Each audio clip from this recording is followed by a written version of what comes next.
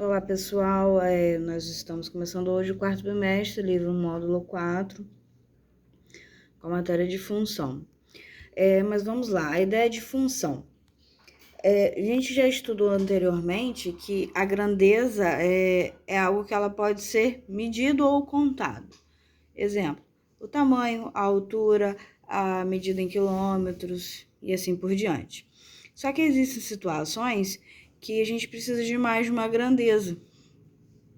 E quando isso acontece, quando a gente precisa de mais de um tipo de grandeza, ela dá uma ideia de função. A gente está montando uma expressão, algo que a gente precisa resolver matematicamente para descobrir o valor. Aqui ele dá algum exemplo. Por exemplo, a medida do perímetro de um hexágono regular é calculada em função da medida do seu lado. Para saber o perímetro, que é a borda do nosso hexágono, a gente tem que saber o valor do lado. A gente tem que saber o valor de A.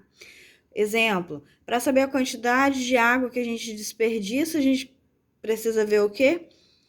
Determinar a função do tempo que ela vai permanecer gotejando, caindo a água da torneira. A conta de luz, para saber o valor que a gente vai pagar na conta de luz, a gente precisa saber o quê? Quanto nós estamos gastando em quilowatts. Então, para saber um determinado valor, a gente precisa de outro valor. Então, isso é a ideia de função.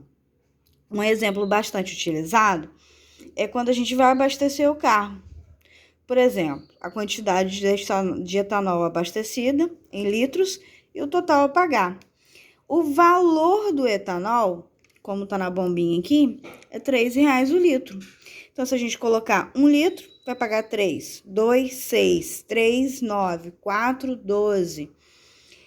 Daí, o que a gente acabou? Nós temos uma função. Nós criamos uma função. Para ter, nós temos 1 litro, eu colocando 1 litro de etanol, eu vou pagar R$3. Se eu colocar 10 litros de etanol, eu vou pagar 30. Então, para me saber quanto que eu vou pagar, eu tenho que saber quanto que eu vou abastecer.